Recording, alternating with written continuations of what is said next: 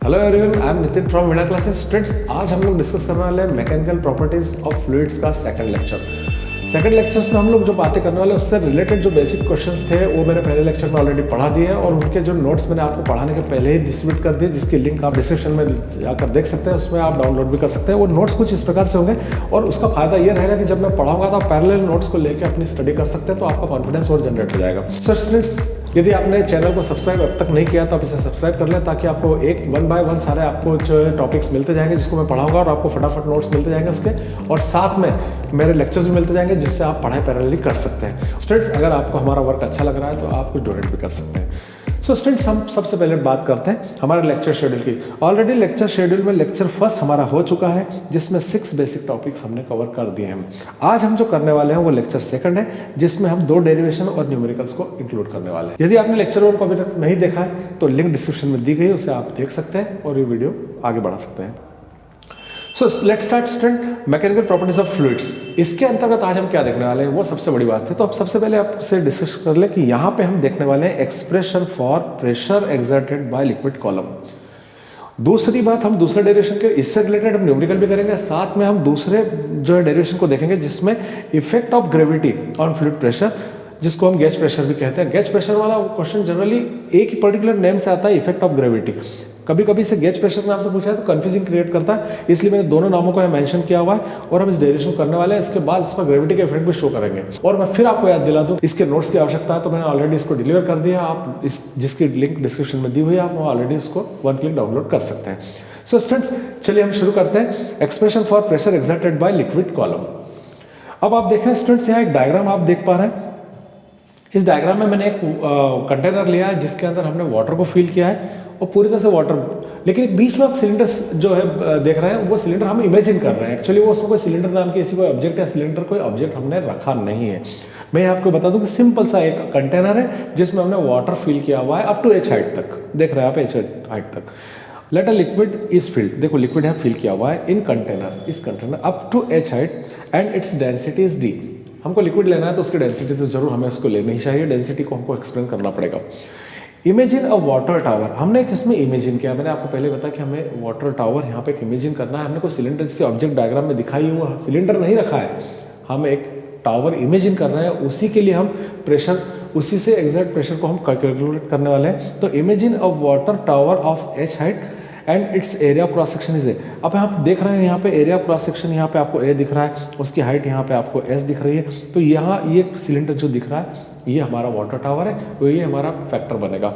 अब आप देखें यहाँ पे कि किस तरीके से मैं इस डेरिवेशन को यहाँ पे स्टार्ट कर रहा हूँ। डेरिवेशन लैंग्वेज तो आपको क्लियर होगी, एक बार और आप देख लें इस लैंग्वेज को। Let a liquid is filled in container up to H height and its density is D. और हम इमेजिन कर रहे हैं उसके बीचों बीच एक वाटर टावर को, वो भी एक सिलेंडर के फॉर्म में, इसलिए कंफ्यूजिंग हो सकता है। तो वो सिलेंडर फॉर्म में जिसका एरिया क्रॉस सेक्शन ए है और हाइट एच है। अब ये मान के चले कि इस लिक्विड कंटेनर में जो सिलेंडर हमने इमेजिन किया है उसके अंदर वाटर है और वो वाटर अपना वेट नीचे की ओर लगा रहा है और वही वेट उसका फोर्स होगा। तो यहाँ पे हम बात करें कि फोर्स और वो किसके इक्वल होगा, उस वाटर कॉलम के अंदर प्रेजेंट वाटर के वेट के कारण वो फोर्स लग रहा होगा। तो आपको आई थिंक समझ में आएगा कि जो फोर्स लग रहा है, देखिए फोर्स जो लग रहा है वो वेट के इक्वल होगा, wait of water column, wait of water column. अब वाटर कॉलम का वेट कहाँ है, वेट नहीं, उसके अंदर जो वाटर भरा हुआ है वो। तो हम यदि हम फोर्स को यहाँ ले लें एफ और वेट को हम जनरली m इंटू जी से डिफाइन करते हैं, m इंटू जी होता है।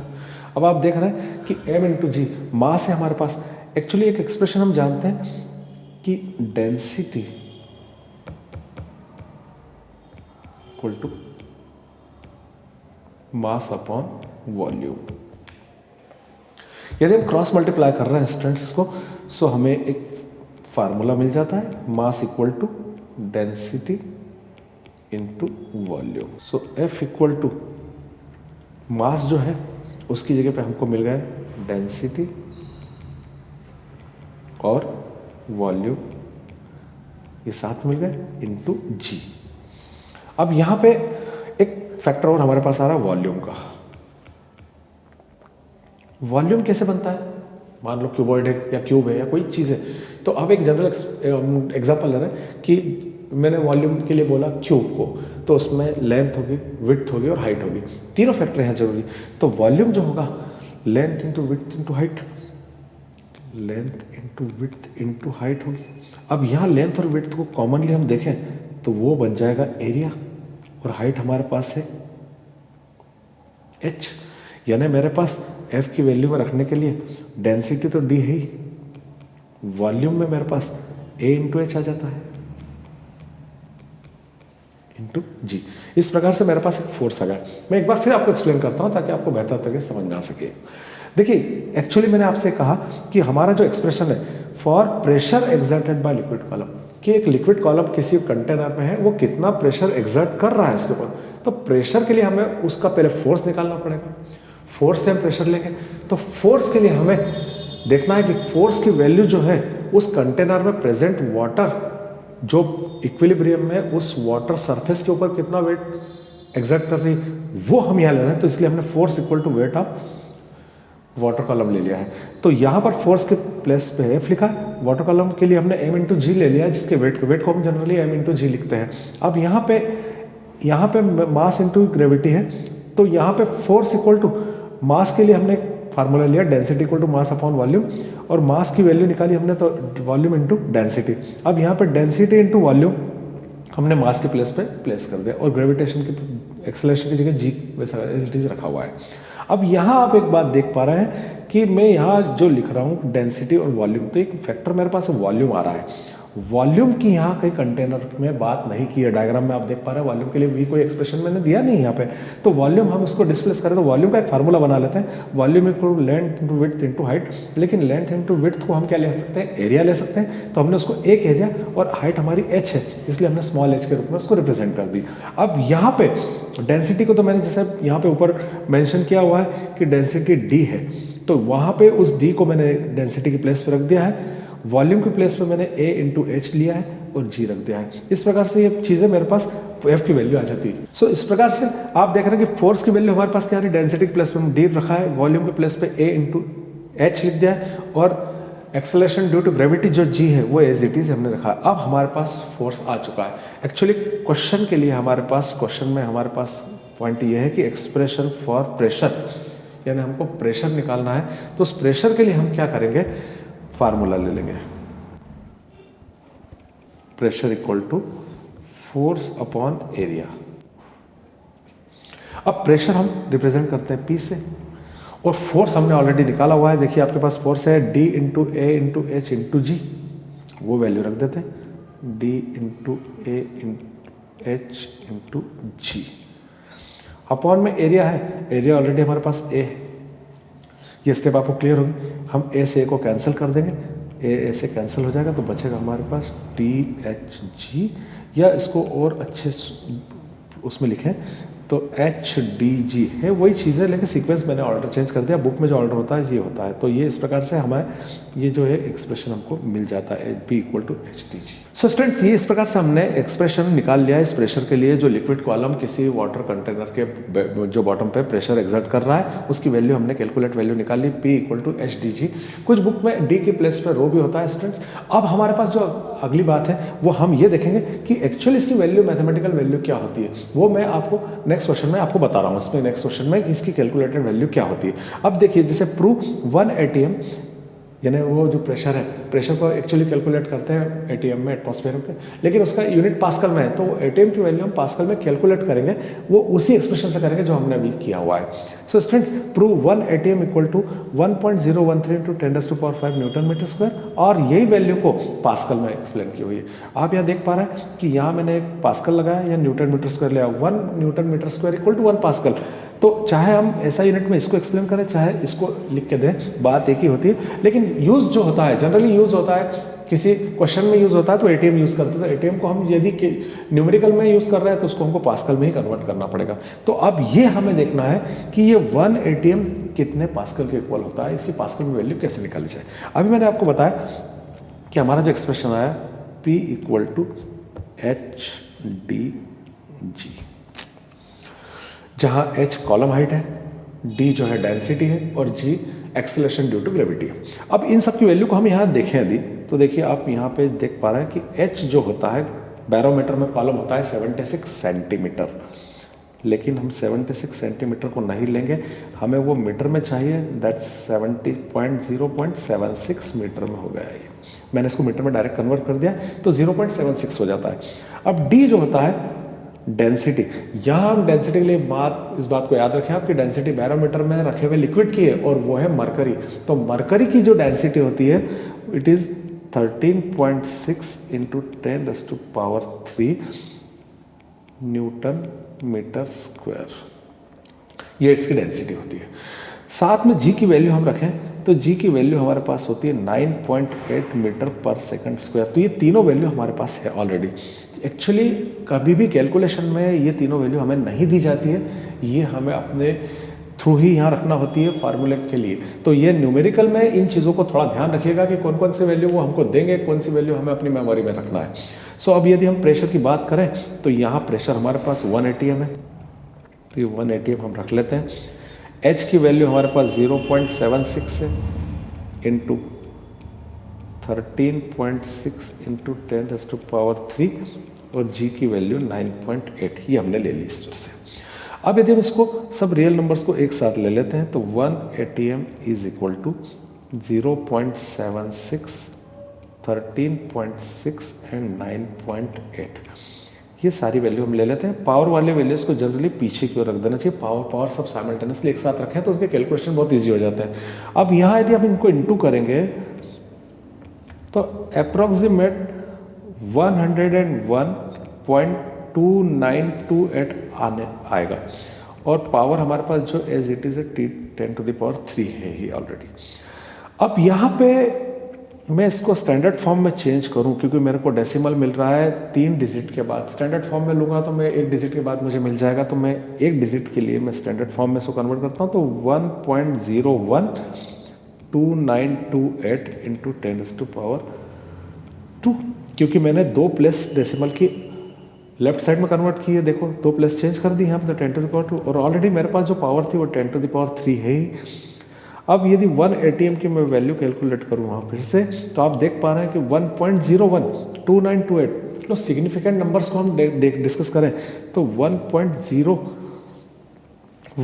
और 29229 है, इसको हम 3 ले सकते हैं तो 1.013। और यहाँ देखें आप पावर हो रही है +2 +3, क्योंकि आप देखते हैं कि बेस लॉज ऑफ इंडाइसेस हमको कहता है कि यदि बेसेस सेम है तो पावर प्लस हो जाती है, तो यहाँ दोनों पावर प्लस हो जाती है, तो हमारे पास फाइनल वैल्यू आ जाती है 1 atm इक्वल टू 1.013 इंटू 10⁻⁵। इस प्रकार से स्टूडेंट्स ये वैल्यू हमको मिल रही है, ये आप देख पा रहे हैं, ये पूरी स्टैंडर्ड वैल्यू हमको 1 atm की वैल्यू 1.013 10⁻⁵ पास्कल भी लिख सकते हैं इसको हम लोग, और अब पास्कल नहीं लिखेंगे तो हम न्यूटन मीटर स्क्वायर भी इसको लिख सकते हैं। ये किसी प्रकार से आप चाहे ये यूनिट लिख दें पास्कल, चाहे न्यूटन मीटर स्क्वायर लिख दें तो आपका काम हो जाएगा। तो किसी एक को लिखेंगे आप, ऐसे दोनों वैल्यू नहीं लिखेंगे, तो पास्कल ही लिख दें ज़्यादा बेटर, क्योंकि पास्कल में क्वेश्चन भी पूछा हुआ है, न्यूटन मीटर स्क्वायर में पूछ रहा है तो उसको सबसे लिख देंगे आप। तो इस प्रकार से कैलकुलेशन में सिंपल सा करके देना, वेरी सिंपल कैलकुलेशन, आप 1 टाइम में इसको स्कोर कर लेंगे। सो स्टूडेंट्स आई थिंक आपने न्यूमेरिकल वैल्यू निकाल ली है। अब इस पर रिलेटेड कोई छोटा न्यूमेरिकल भी होगा तो उसको हम आगे कर सकते हैं।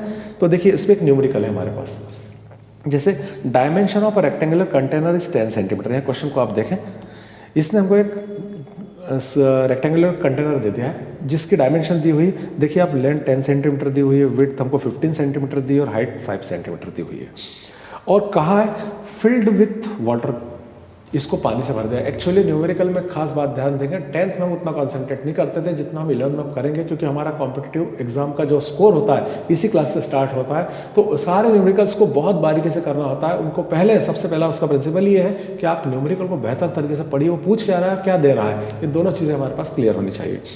तो यहाँ पे उसने कहा है फिल्ड विथ वाटर, कि इसको पानी से भरा है, कैलकुलेट प्रेशर, इसके प्रेशर को कैलकुलेट करें एट बॉटम, क्यों हम पानी से इसको फिल कर देंगे तो उसके बॉटम पे कितना प्रेशर क्रिएट होगा। अब देखिए जैसे मान लो मैं इसमें पानी भर देता हूँ, देखिए पानी भरा हुआ है, ऐसा आप मान के चले। पानी भर दिया है तो उसके ऊपर एक प्रकार का वेट क्रिएट होगा, वो उससे प्रेशर क्रिएट कर देगा। Also calculate total force at bottom, और साथ में वो फोर्स भी निकालना है। एज जनरल हम जानते हैं कि पहले हम फोर्स निकालते हैं, प्रेशर निकालते हैं, तो प्रेशर से हम फोर्स भी निकाल लेंगे। तो इस न्यूमेरिकल के पहले कंसेप्ट हमारे पास क्लियर होने चाहिए कि इसने क्या क्या कहा है और क्या हमें निकालना है। ऑब्वियसली उसने तीनों डायमेंशन दे रखी है, डायमेंशन देने के बाद वो प्रेशर की बात कर रहा है, प्रेशर के बाद हमें फोर्स की बात कर रहा है। सो स्टूडेंट्स आप देख रहे हैं कि तीनों अपने जो डायमेंशन है हमारे पास ऑलरेडी है। अब हम यदि ये देखें कि हमको क्या हमें फाइंड आउट करना है, तो यहाँ देखें हम कि इसके लिए हमको एक फार्मूला चाहिए, P = HdG। यहाँ पे H हमारे पास हाइट ऑलरेडी है जो 5 सेंटीमीटर से डिस्कस, तो अपन यहाँ सबसे पहले H = 5 सेंटीमीटर ले लेते हैं, और जो होगा 5 × 10⁻⁻² मीटर। मीटर में कन्वर्ट करने के लिए सीधा आप 10⁻² से इसको इंटू कर देंगे। D जो है डेंसिटी, वाटर की डेंसिटी स्पेसिफिक 10⁻³ है ना, kg/m³। ये इसकी डेंसिटी होती है। ग्रेविटेशनल एक्सेलरेशन या एक्सेलरेशन ड्यू टू ग्रेविटी, उसकी वैल्यू एक स्टैंडर्ड है, इसको 9.8 कैलकुलेट कर सकते हैं, या अप्रोक्सीमेट आप इसको कई बार कुछ टीचर 10 भी ले लेते हैं, तो आप 10 ले सकते हैं, मीटर/सेकंड²। ये वैल्यू हमारे पास हो जाती है ऑलरेडी। ये इस प्रकार से तीनों वैल्यू हमारे पास अब है ऑलरेडी। अब हमारे ब्रेन में क्वेश्चन आ रहा होगा कि सर इसके अंदर जो है केवल हाइट यूज़ हुई, तो ये लेंथ और विड्थ का क्या? एक्चुअली आगे जो क्वेश्चन है उसका एक सेकंड पार्ट है, उसमें वो कहीं ना कहीं इसका इस्तेमाल होगा। अभी यहाँ नहीं हो रहा है, अभी सिर्फ यहाँ हाइट यूज़ हो रही है 5 सेंटीमीटर, जबकि विड्थ और लेंथ का कोई यूज़ हम नहीं कर रहे हैं। अब यदि मैं P की वैल्यू यहाँ पे रखता हूँ, तो H की प्लेस पे मैं 5 × 10⁻⁻² रख देता हूँ, D की प्लेस पे 10⁻³ रखता हूँ, और G की प्लेस पे मैं 10 ही रख देता हूँ। मान लीजिए मैंने अप्रोक्सीमेट वैल्यू 10 रख दी, तो P = यहाँ आप देख रहे हैं कि 5 और 10 रियल नंबर है, वो दैट इज़ 50। इसके बाद पावर, अभी मैंने आपको बताया था कि पावर में बेस सेम है, तो पावर प्लस होगी, 3 - 2 1, दैट्स गोज टू 500। हमारे पास प्रेशर की वैल्यू आ जाती है। तो ये प्रेशर की वैल्यू आप बताएं कि प्रेशर की वैल्यू ये किस में होगी? ये ऑब्वियसली पास्कल में होगी। ये हमारे पास प्रेशर आ गया। अब हम यदि प्रेशर की बात करने के बाद उसने हमसे कहा है कि प्रेशर एट द बॉटम, तो प्रेशर एट द बॉटम हमारा ऑलरेडी हो गया, प्रेशर एट द बॉटम हमारा आया 500 पास्कल। ये हमारा एक आंसर आ जाता है यहाँ पे। फिर उसने कहा है calculate total force on bottom. Total force on bottom हमें निकालना है, तो हम जानते हैं कि pressure equal to force upon area.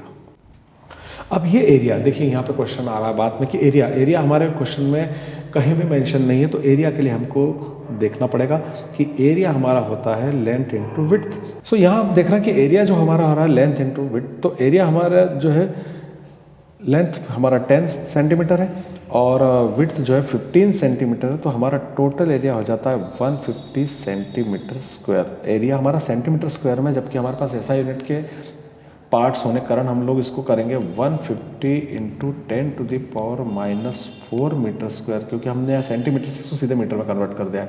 अब हमारे पास जो है प्रेशर की वैल्यू ऑलरेडी है, हमें फोर्स चाहिए, तो हम फोर्स की वैल्यू यहाँ पर लेते हैं, F = P × A।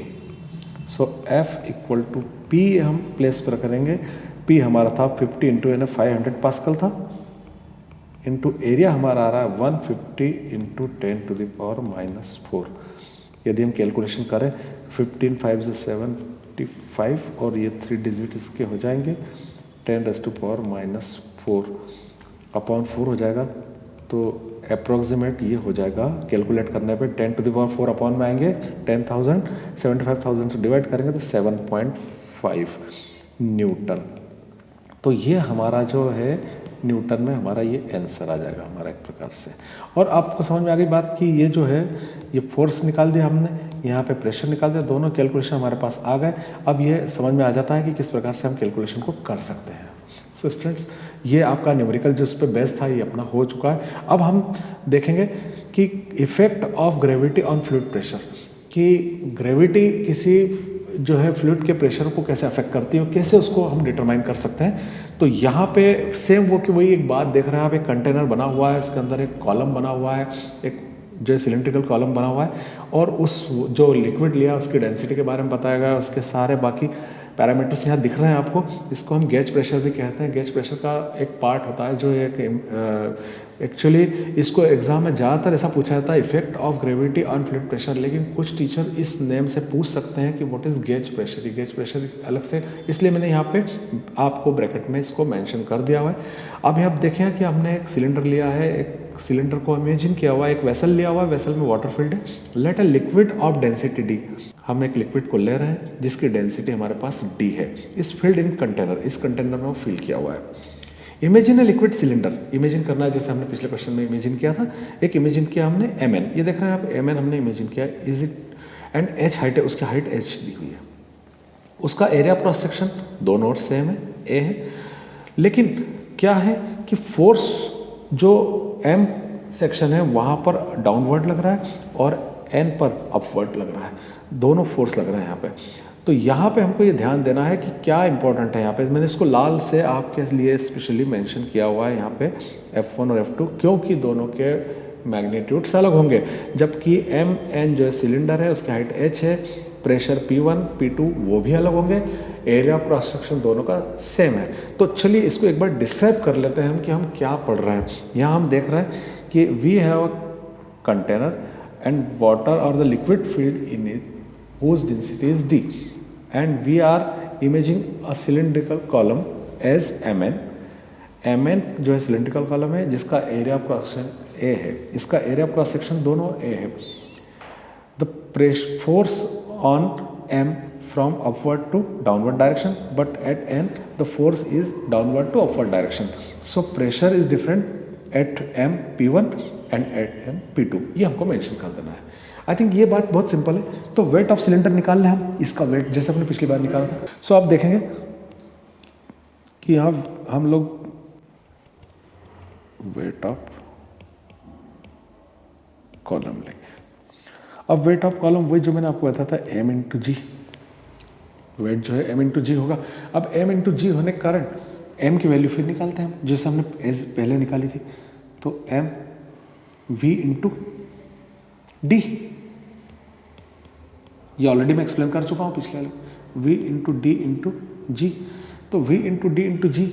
अब v की वैल्यू हमारे पास थी, उसको भी हमने कहा था a इंटू एच, तो ये हमारे पास water column as it is वापस से a h d g इस प्रकार से आ जाता है।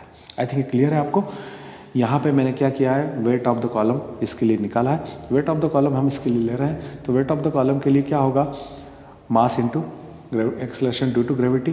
m की वैल्यू हम रख रहे हैं v इंटू डी और g की वैल्यू एज इट इज़ रखी। अब वॉल्यूम की वैल्यू हमने पिछले एक्सप्रेशन में लिखी थी a into H, same to same मैं इसमें पुट कर रहा हूँ a h d g। अब ये हमारे पास दोनों वैल्यू आ जाती है। इस प्रकार से हमको यहाँ पर वेट ऑफ कॉलम, मतलब कॉलम का जो वेट है जो वाटर के ऊपर से जो बॉटम की ओर आ रहा है वो वेट हमने यहाँ पे कैलकुलेट कर लिया, जिसकी वैल्यू AHDG मिल रही है हमको। अब हम यहाँ देखते हैं कि हमारे पास जो एक अपर सरफेस है सिलेंडर की और एक नीचे सरफेस है जिसको हमने M और N से यहाँ पे बताया गया है। तो मैं आपको डायग्राम से बना के बताता हूँ कि ये जैसे सरफेस M है ऊपर, उस पर आप देख रहे हैं कि फोर्स डाउनवर्ड लग रहा है और उस पर प्रेशर क्या है, P1 है, और इसका एरिया ऑफ क्रॉस सेक्शन कितना है, A है। मैंने यहाँ पे डायग्राम में एक्सप्रेशन में आपको बताया था। अब यदि हम देखें फोर्स के फॉर्मूले से, तो pressure equal to force upon area, उसके अकॉर्डिंग प्रेशर हमारा P1 है, फोर्स हमारा F1 है और area of cross section A है। तो यहाँ हमारे पास F1 की वैल्यू आती है F1 equal to P1 into A। ये हमारा इक्वेशन फर्स्ट हो जाता है। ये हमने जो है इस पहले जो अपवर्ड फेस है उस पर जो प्रेशर P1 है उसको निकाला है। अब ऐसे हमारा डाउनवर्ड फेस जो है N है उस पर हम इस वैल्यू को निकालते हैं। तो डाउनवर्ड फेस में क्या होगा कि डाउनवर्ड फेस में जो फोर्स है वो अपवर्ड डायरेक्शन में लग रहा है, इसका एरिया ऑफ क्रॉस सेक्शन भी A है, लेकिन यहाँ प्रेशर बन रहा है P2 और फोर्स लग रहा है F2। तो यहाँ सेम हम उस फार्मूले को यूज़ करते हैं। यदि तो फार्मूला है F equal to P into A। तो यहाँ पर फोर्स लग रहा है F2 P2 इंटू A। ये हमारा इक्वेशन 2। यहाँ हमें फोर्स F1 और F2 दो इक्वेशन हमारे फोर्स की मिल गई जो हमारे अपर फेस पर और डाउनवर्ड फेस पे। अब हम जानते हैं कि वाटर जो है इक्विलिब्रियम में, सिंस हमारा जो लिक्विड है, since liquid is in equilibrium, equilibrium में है, तो जो फोर्स अपवर्ड डायरेक्शन से लग रहा है वही नीचे वाले डायरेक्शन से लग रहा है, वो दोनों की वैल्यू इक्वल है। अब वहां पे क्या हो रहा है, the force applied from upward is equal to force applied from downward. तो यहां पे हम फोर्स इसको देखें तो फोर्स अप्लाइड फ्रॉम अपवर्ड वो कितना होना चाहिए। अपवर्ड फोर्स जो हो रहा है वो दो प्रकार से, कैसे, एक तो हमारे पास F1 फोर्स है, दूसरी बात F1 फोर्स केवल उसको नीचे नहीं खींच रहा, साथ में वेट फोर्स भी तो है, क्योंकि पूरा वाटर का जो वेट कॉलम में है वो डाउनवर्ड आ रहा है, तो उसमें तो यहाँ वेट भी आएगा, वेट ऑफ कॉलम।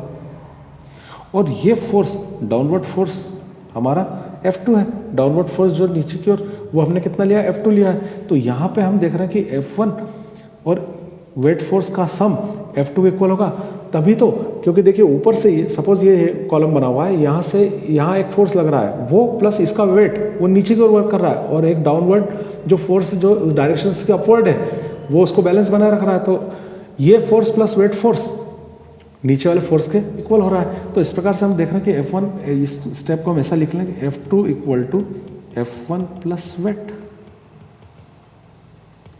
तो F2 की वैल्यू हमारे पास है P2A, F1 की वैल्यू है P1A, इक्वेशन 1 एंड 2 से, प्लस वेट हमारा AHDG,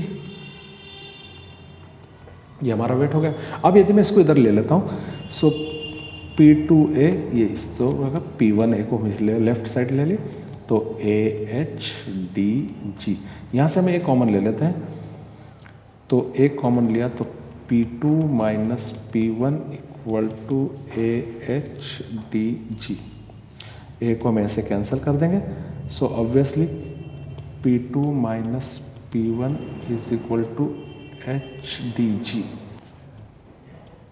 ये हमारा गैस प्रेशर आया।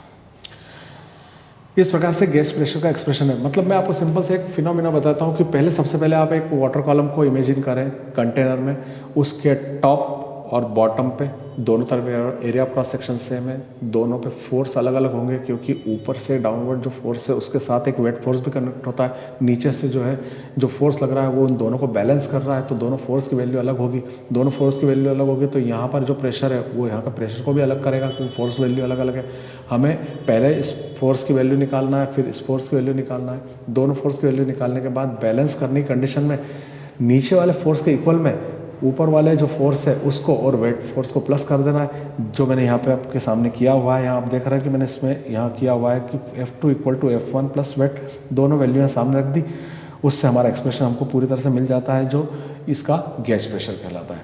तो इस प्रकार से हमारा एक्सप्रेशन आ जाता है। अब हम यदि देखें कि ये जो हमने अभी डायग्राम बनाया था उसमें हमारा जो कॉलम था, उसमें यदि इस कॉलम को मैं उठा के थोड़ा सा मैं आपको बता देता हूँ, एक्सप्लेन कर देता हूँ, कंटेनर में इसको एटमॉस्फेयर की डायरेक्शन में रख दें हम, कंटेनर हमारा वहीं रहेगा जहाँ है, लेकिन हम हमारा जो लिक्विड कॉलम है उसको ऐसा इमेजिन करें कि उसका जो अपर पार्ट है वो एटमॉस्फेयर में है।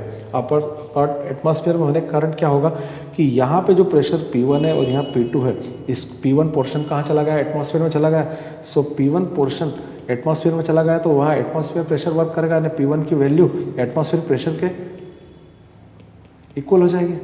तो एटमॉस्फेयर प्रेशर के इक्वल हो जाएगी, तो P1 इक्वल टू हो जाएगा PA। अब हमारा एक्सप्रेशन क्या है, यहाँ पर हमारा एक्सप्रेशन है P2 minus P1 equal to HDG।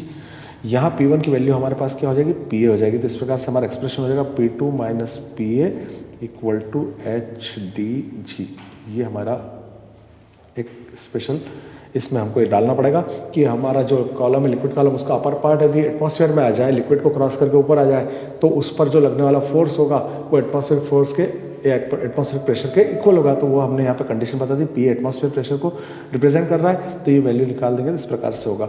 अब इसमें हम यहाँ पे ये बात बता दें, एक खास बात आपको याद रखनी चाहिए कि ये जो इक्वेशन आ रही है यहाँ पे P2 minus P equal to HdG, ये सिर्फ उन्हीं लिक्विड्स के लिए होता है जो नॉन कॉम्प्रेसिबल होते हैं, जिनमें कॉम्प्रेसिबिलिटी बिल्कुल भी नहीं होती, उसी के लिए ये ट्रू है। अब हम इसमें कुछ और केस देखते हैं। यदि मैं केस फर्स्ट की बात करूं, उसके अंतर्गत मैं आपको बताऊं कि हमारा जो हमने लिक्विड कॉलम लिया था, जो सिलेंडर था, वो हम वर्टिकल न लेके हॉरिजॉन्टल ले लें, जैसे इस रूप में ले लें, ऐसा M और N, हमने इसको हॉरिजॉन्टल ले लिया। अब ऑब्वियसली हॉरिजॉन्टल ले लिया और ये वाटर में है, तो अब आप देख रहे हैं कि यहाँ तो H कैंसिल हो गया, H इज 0 देयर, तो H 0 हो गया। तो इस कंडीशन में P1 minus P2 equal to HdG, तो H की वैल्यू हम 0 रख दें, तो P1 minus P2 equal to 0 into D into G, यानी P1 minus P2 equal to 0, that means P1 equal to P2। ये यानी कहने का मतलब है केस फर्स्ट में हम ये देख रहे हैं कि M और N, यदि हमने कॉलम जो है इमेजिन किया था, जो वर्टिकल था, जो लिक्विड कॉलम था हमारा, जो लिक्विड कंटेनर में था, अब हम उसको ऐसा इमेजिन करें कि वो हॉरिजॉन्टल है। हॉरिजॉन्टल होने कंडीशन में M पॉइंट N के सिमिलर हो गया, पैरेलल हो गया, that's why H is 0। H is 0 कर दें तो P1 इक्वल टू P2। इन कैसे क्वेश्चन ऐसा भी तो पूछा सकता है कि prove that if an object is parallel to the water bottom, so in that condition both at the both corners pressure is equal. तो ये यहाँ पे बात यहाँ पे देखो आ रही, P1 इक्वल टू P2, दोनों कॉर्नर्स पे प्रेशर क्या होगा, इक्वल होगा। इस प्रकार से ये केस फर्स्ट हमारे पास सॉल्व हो जाता है। अब हम केस 2 की बात करें। यदि हम केस 2 की बात करें, केस 2 की बात ये होगी कि यदि वहाँ पे जहाँ हम ये इस एक्सपेरिमेंट को कर रहे हैं, इस इमेजिंग कर रहे हैं, वहाँ पे ग्रेविटेशन एब्सेंट हो पूरी तरह से। If gravitation is absent, it's clear कि ग्रेविटेशन एब्सेंट है, तो जी की वैल्यू क्या हो जाएगी, 0 हो जाएगी। जी की वैल्यू 0 हो जाएगी, तो हमारा एक्सप्रेशन जो है P2 minus P1 equal to HdG है।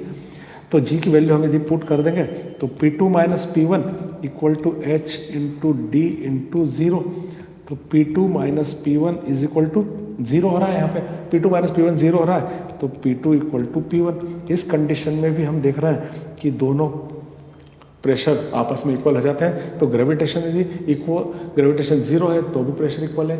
यदि सिलेंडर का अपर साइड जो है एटमॉस्फेयर में आ रहा है, लिक्विड को छोड़कर ऊपर की ओर आ रहा है, तो उस कंडीशन में P1 की वैल्यू P2 के इक्वल हो जाती है। इस प्रकार से हम ये दोनों एक्सप्रेशन देख लेते हैं। अभी आपको आई थिंक क्लियर हो गया होगा कि जो दोनों कंडीशन मैंने बताई, ये खास करके ग्रेविटेशन पे, और इधर यहाँ पर केस फर्स्ट में हमने जो इसकी कंडीशन को, मतलब इसकी पोजिशन को कैसे रखा है, इसको पैरेलल टू वाटर बॉटम रखा है। पर्टिकुलर हम रखते कैसे हैं, कंटेनर के बॉटम के परपेंडिकुलर इसको इमेजिन करते हैं। अब की बार हमने इसको इक्वल पैरेलली इसको इमेजिन किया है, तो इस कंडीशन में भी हम देख रहे हैं कि P1 इक्वल टू P2 आता है। सो इस प्रकार से आप गैज प्रेशर के केसेस, और ये क्वेश्चन काफ़ी इंपॉर्टेंट भी है, तो आप इसको थोड़ा सा प्रैक्टिस कर लें। एक दो बार प्रैक्टिस करने में बहुत ईजी तरीके से आ जाता है ये। सो इस प्रकार से हमने दोनों केस गैज प्रेशर के देख लिया। इस पर जो है न्यूमेरिकल हम इसको कर लेते हैं, ताकि हमारा और भी इसमें जो है कंसेप्ट है हमारा और स्ट्रांग हो जाए और अच्छा और क्लियर हो जाए। सो देखिए इसमें जो न्यूमेरिकल दिया है, calculate total pressure on a submarine. अब आपने सबमेरीन को देखा, ऑब्वियसली वो एक वाटर लेवल के डाउन होती है, कई बार अप भी आती है वो। So calculate total pressure on a submarine at depth of 15 metres. हमारे न्यूमेरिकल्स में वो काफ़ी डेप्थ में है, 15 मीटर डेप्थ में नीचे की ओर है, from the surface of the sea. उसके ऊपर सरफेस ऑफ सी से 15 मीटर नीचे है, तो उसके ऊपर क्या प्रेशर लग रहा होगा वो हमें कैलकुलेट करके यहाँ पर देना है। अब देखिए इसमें कुछ चीज़ें हमको दी हुई है, वो आप ध्यान से देखें। उसने हमको दी है कि डेप्थ उसकी 15 मीटर है। अब फार्मूला हम जानते हैं, P equal to PA plus HdG। अब आप सोच रहे होंगे कि direct P equal to PA plus HdG। आपने गेज प्रेशर जो मैंने पढ़ा है उसमें आपने एक स्पेशल केस देखा होगा, जिसमें वाटर कॉलम हमने जो है वर्टिकल न लेके हॉरिजॉन्टल लिया हुआ है। एक्चुअली सबमेरीन की पोजीशन भी वाटर में इस प्रकार से होती है। यदि वाटर हम यहाँ पे इमेजिन करें तो सबमेरीन इसी प्रकार से होगी, तो वो उसके पैरेलल होगी। तो पैरेलल वाला केस ही मैंने यहाँ पे फार्मूले के रूप में लगाया है। अब यहाँ पे आप देख रहे हैं कि हमको जो गिवन है वो चीज़ें हम यहाँ सारी क्लियर कर लें। हमको उस पर प्रेशर कैलकुलेट करना है, ये पक्की बात है। एटमॉस्फेरिक प्रेशर की वैल्यू वो होती है 10 टू द पावर 5 पास्कल। 1.013 हम ले सकते हैं, एक्चुअली हम पूरी perfect value 10 to the power 5 pascal ले रहे हैं यहाँ पे। H हमको कहा है 15 मीटर, वो 15 मीटर की डेप्थ पे है। डेंसिटी जो वाटर की होती है 10⁻³ kg पर मीटर क्यूब होती है, और जी की वैल्यू 9.8 है, या हम अप्रॉक्सीमेट ले सकते हैं। तो इस प्रकार से सारी वैल्यू हमारे पास यहाँ पर आती है 10 मीटर पर सेकंड स्क्वायर। ये सारी वैल्यू हमारे पास कैलकुलेटेड वैल्यू। हम यदि वैल्यू पुट करते हैं तो P = PA हम रख देंगे 10⁵, H की वैल्यू रख देंगे 15, डेंसिटी 10⁻³ × 3। तो यहाँ आप देख रहे हैं कि P हमारे पास 10⁵ इधर है, इंटू ये हो रहा है 10⁴। यदि मैं इसको 1.5 कर दूँ तो एक पावर 10 से इसमें बढ़ती है, और 1.5 करने से एक पावर बढ़ जाता है 10⁵। यदि मैं यहाँ 10⁵ कॉमन ले लेता हूँ तो 10⁵ कॉमन लेने से 1 + 1.5, सो P = that's 2.5 × 10⁵ पास्कल। ये प्रेशर उस सबमरीन के ऊपर अप्लाई होगा।